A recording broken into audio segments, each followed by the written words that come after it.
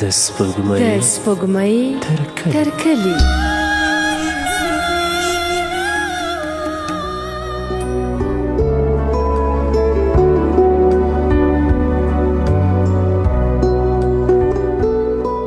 سلامونه.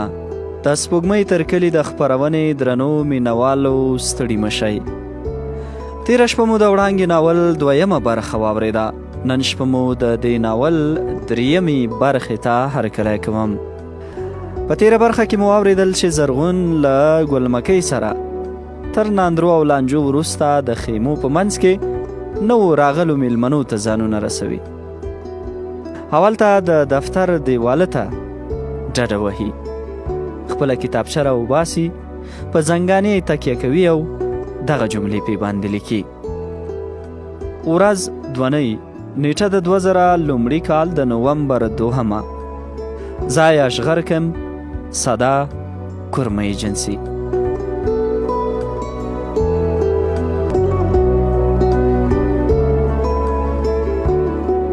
له دې سره یې کاري مشر صفي الله په اوږه لاس ورکېښود او ورته یې ویل: څه شی لیکې؟ موږ یې لوستلی شو؟ زرغون ژر د قلم سرپوښ له خولې څخه لرې کړ او په خندا یې وویل: اوهو، داسې څه نه دي چې له تاسو پټ وي. صفي الله وویل: که خوښه دې وي راځه له دا نوو ملګرو سره به هم وپېژنو او د کار له ډلو سره به یې هم بلد کړو. زرغون وویل: سمه ده. زرغون او صفي الله دواړه را روان شوه. صفي الله ورته ویل: دا نجونې هم در سره را خبرې کړه چې راشي. زرغون د نجونو خواته 2 زړی روان شو، ځکه ده به تل ویل چې کله کور ته ننوځم او نوې ښځینه چپلکې وګورم نو بیا بیرته تاو شم او د میلمنو کوټې ته ننوځم. تر هغې چې د نوو چپلکو میرمن نه وي تللي نو همغه د میلمنو کوټه مې نیولې وي. لنډه دا چې په 200 کسانو رای نه وهم، خو چې یوه نابلده ښځه وي نو بیا مې وتت ووځي، سر نشم پورته کولی. هغه بلا وهلې ته دا سخته وه چې څنګه هغو ته د راتلو ووایي. چې څومره یې زړه راغټ کړ نو یې نشو کړای. اخر یې ګلمکۍ ته وویل: سوپروایزر صاحب وایي له ملګرو سره دلته راځه، ځینې خبرې لري. له دې سره د نجونو د کیسو لړۍ پرې شوه. ګلمکۍ لکه د رمې سرکښه په سر شوه او نورې ورپسې لیکه شوې. خو نجونې چې تر څو راتلې نو د سیوري خوا هلکانو نیولې وه. هغوی خوارانې لمر ته مخامخ شوې، ټول ګرد ودرېدل. خو د نجونو سترګې لکه چې لمر برېښولې، ځینو سرونه ښکته نیولي وه، ځینو خپل لاس پرې سوری کړ. هغه چې د ګلمکۍ په اصطلاح ډېره نازکه وي نو خپلې کتابچې د سترګو د پاسه سیوری کړې. ګلمکۍ لکه د لمرګلي له ذاته چې وي، د لمر کیسه کې هم نه وه، ارامه ولاړه وه، نه یې سترګې رپولې او نه یې له سترګو د لمر د برېښ اوښکې بهېدې. خو د بانجاني جامو میرمن چې تر خوا یې ولاړه وه ډېره نارامه وه، ځکه که سترګې به یې په لاس له لمره پټې کړې نو مټه به یې لوڅه شوه، ځکه لستوڼي به یې کش او ورټول شوه. که مټ به یې پټوله نو لمر به یې سترګې برېښولې، نو کله به یې سترګې ښکته واچولې او کله به چې د چا خبرو ته متوجه شوه نو کتابچه به یې د سترګو د پاسه ونیوله. د وړانګې په دې حالت سره د زرغون ذهن ته دا بیت ورغی چې د سهار لمر هم شوخ نظر د سترګې نه اړوي، د سهار لمر هم شوخ نظر د سترګې نه اړوي، نه چې اشنا خمارې سترګې دې له کاره وځي. خدا زده چې زرغون به دا بیت له ځان سره زمزمه کړی وي که څنګه چې صفي الله ورته وویل: زرغونه، تاسو څه وایئ؟ که څنګه مو شونډې خوري؟ زرغون د خپل نوم په اورېدو سره د شاعرۍ له دنیا را وګرځېد او ژر یې کړه: نه نه، څه نه وایم. کله چې صفي الله سترګې واړولې نو لکه د نجونو سر یې ښکته واچاوه، خو نجونو د لمره له لاسه سرونه ښکته نیولي او ده له شرمه صفي الله ټولو ته له ښه راغلاست او لنډ تشریفاتي خبرو وروسته ځان ور وپېژنده او بیا همداسې په وار سره یو او بل ځانونه معرفي کول. زرغون هم نورو ته د ځان ور پېژندلو واره تېره کړ. بلا هلک و. تا به ویل چې د خبرو سبق یا سبق یې ویلی، لکه مداري چې شروع به یې وکړه نو ټول به یې داسې غوږ غوږ کړل چې ځان به یې هم نه ګراوه.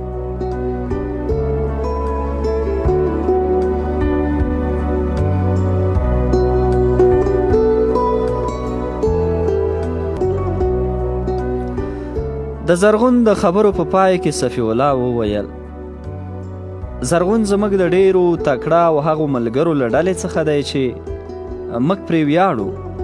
دی ډیر د کار سړی دی.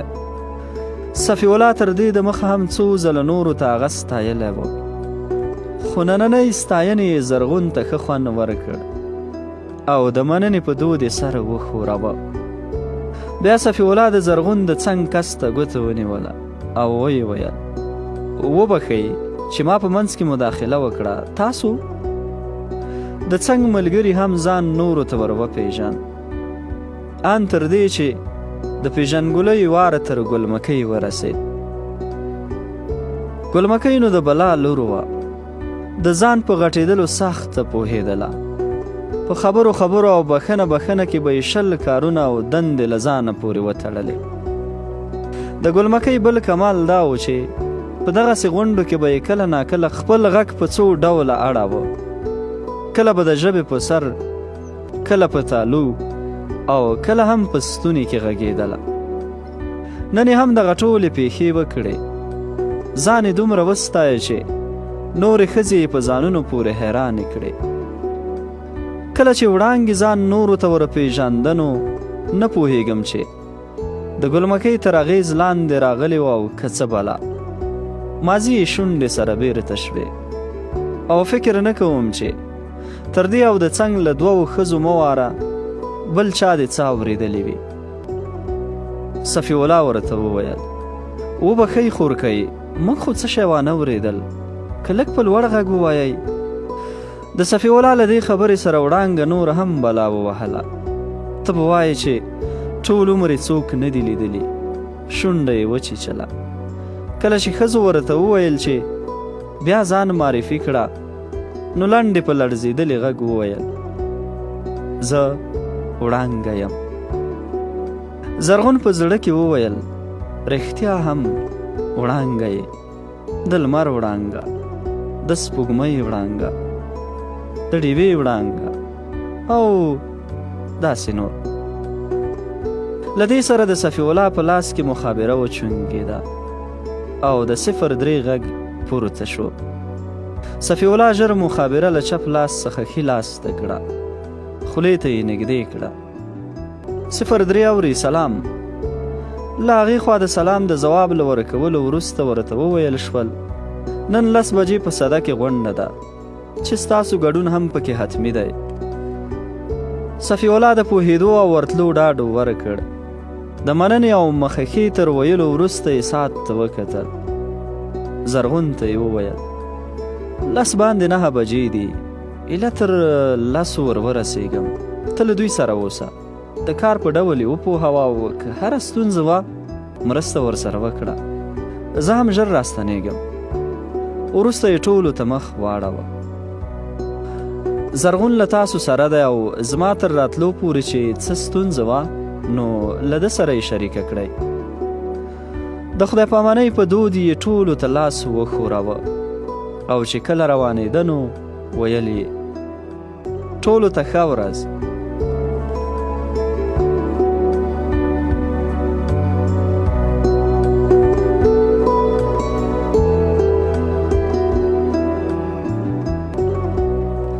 د کار پیل. زرغون ورغی. د صفي الله پر ځای ودرېد. لومړی هلکان او بیا یې نجونې وشمېرلې. 8 هلکان او 8 نجونې وې.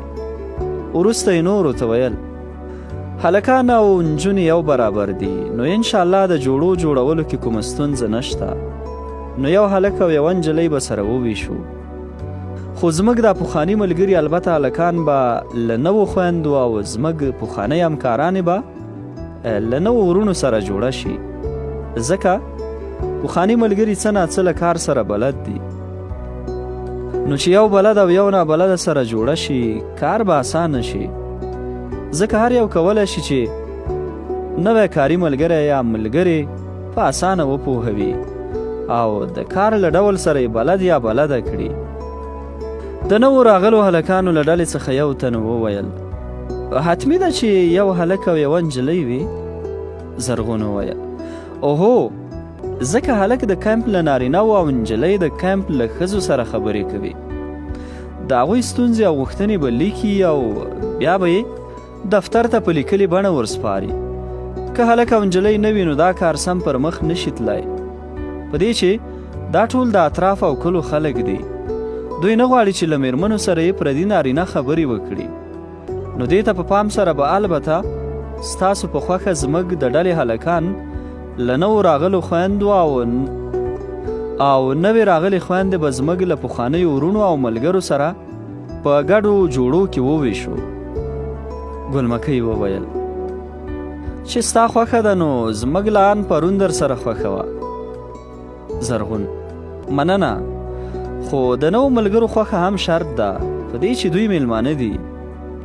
نوو ملګرو وویل زموږ هم خوښه ده.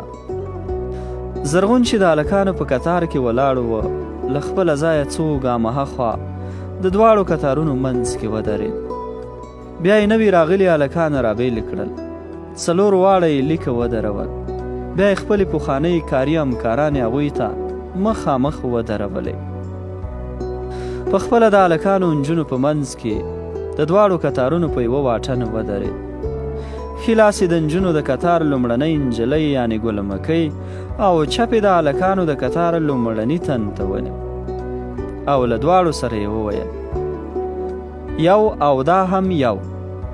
بیا یې لږ له خپله ځایه وړاندې پله واخیست او همغسې ښي لاس دوهمې نجلۍ او چپ لاس دوهم هلک ته ونیو او بیا یې وویل 2 او 2.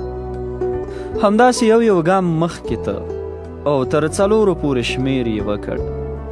وروسته بیرته هماغه خپل لومړني ځای ته ستون شو او دواړو کتارونو ته یې په خطاب کې وویل اوس دې نو ورته شمیرې یعنې 1 او 1 2 او 2 3 او 3 4 او 4 سره یو ځای شي او په خپلو کې د کار د ډول په اړه خبرې وکړي. له دې سره ولاړه لیکه ړنګه او هره جوړه سره یو ځای شوه. زرغون پاتې نجونو ته ور وکتل او چې ویې لیدل وړانګه د نجونو د کتار په لومړي سر کې ولاړه ده نو ورغی او د هلکانو د کتار په سر کې ودرېد. بیا یې خپلو ملګرو ته د ټوکو په انداز وویل د ښځو حقونو ته په درناوي سره دوی ته تکلیف نه ورکوو، راځئ چې موږ ورنږدې شو. ټول د نجونو کتار ته مخامخ شول. لا یې د تیر په څیر جوړې نه وې ټاکلې چې ګلمکۍ له لرې ور غږ کړ زرغونه ستاسو ویش به زه در وکړم. زرغون نه مننه، که اړتیا پیښه شوه نو خامخا به له تاسو مرسته وغواړم. ګلمکۍ په خندا وویل ټوکه مې وکړه. زرغون له ځان سره وویل له ټوکې سره د کور ړنګ شه، زما زړه خو د بوټ وویس په دې چې هسې نه جوړ کار را وران کړې. زرغون ته فکر ورولوېد دا د کافر لور را باندې وشکېده که څه بلا، که پوهېدلې وي خو خدا زده که مې د دې بلا له لاسه دا وړی شړی شي. ځان یې لږ ارام کړ او د دې لپاره چې د نورو شک او پام یې له ځانه اړولی وي نو د ټوکې په انداز یې وویل اول ځان دی بیا جهان، نو زه به یې هم له ځانه پیل کړم. نجونې غلې ولاړې وې او هلکانو ویل نو بسم الله کړه. له دې سره یې ښي لاس ځان ته ونیو او ویل یې 1. بیا یې چپ لاس وړانګې ته ونیو او ویل یې نه پوهېږم 1 سم دی او که 1 ځکه ښځو ته خو 1 سم دی. د نوو نجونو له ډلې څخه غټه توروبخونه ښځه پوه شوه چې د زرغون په وړو کې شګه ده. نو ځکه یې لږ په قهرجن غږ وویل دا تا چې چاته لاس نیولی هغه ښځه نه نجلۍ ده. زرغون له ځان سره وویل دا بلا خو هم لا اختري کمه نه ده، په نه کار کې هم کار وي. خو ښه خبره دا ده چې له بلا یا لرې یا غلی. لږ غلی شو او بیا یې ژر ژر پاتې جوړې هم وویشلې. په لږ لوړ غږ یې وویل ښه نو که خدای کول دا کار خو هم د ټولو په خوښه سم ترسره شو. ګلمکۍ بیا وویل اوهو نو سپروایزر خو د هسې صفت نه کوي، خو د کار سړی. زرغون مننه. بیا یې ویل یو شی چې نو ملګرو ته روښانه وي هغه دا دی چې دغه ټول کډوال پر افغانستان د امریکایي بمباریو له لاسه راکډه شوي دي چې ځینې راغلي او ځینې نورې را روان دي. د هلکانو له منځ څخه یې ورغږ کړل دا د کومو سیمو دي؟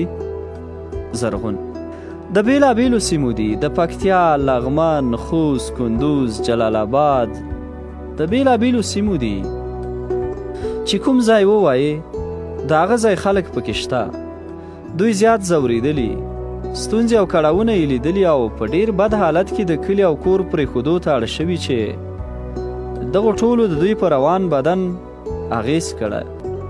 دا د دې لپاره وایم چې کیدای شي ځینې وخت له تاسو سره توند چلن وکړي، خو تاسو به له ډېر زغم نه کار اخلئ. که خدای مکړه کومه ورځ یې له ګریوانه ونیولی نو کوښښ وکړئ چې په ډېر هنر خپل ګریوان ترې خلاص کړئ. د زرغون له دې خبرې سره نجونې هکې پکې شوې، یوې او بلې ته یې وکتل. زرغون د دوی په ویرندوکي حالت پوه شو او ویې ویل ویریږئ ما، یعنې دا یو احتمال دی او دغه وړ چلن له نارینه او ملګرو سره ډېر شونه دی، ځکه پښتانه کله هم د ښځو ګریوان ته لاس نه اچوي، ان په شخړو او جنګونو کې هم څوک لاس نه پرې پورته کوي.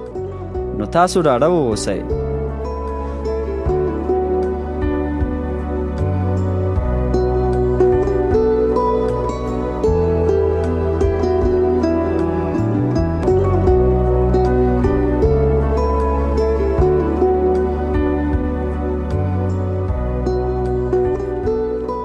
ګلمکۍ په خبرو کې ورولوېده، ویل یې هو غم د دلالي په سر مسته د تازه ګرځي. زرغون وخندل اوهو تاسو خو ګټلې ده، یوازې زموږ کمبختي ده، ځکه په ښځو خو کله هم څوک لاس نه پورته کوي، ان په جنګ کې هم د دوی وار توی تللی. یعنې که د ښځې له لاسه څوک ټپي شو یا ومړ نو هیڅ پور نه لري.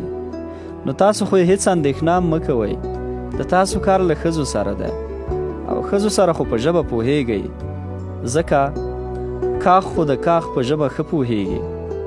ګلمکۍ وویل ښه اوس دا ووایه چې خبرې د خلاصې شوې. زرغون اوهو نو هیله ده چې ټول ملګري د دغو کډوالي وبولم او که هیوادوال د دوی دغه اغزن او ستونزمن حالت درک کړي.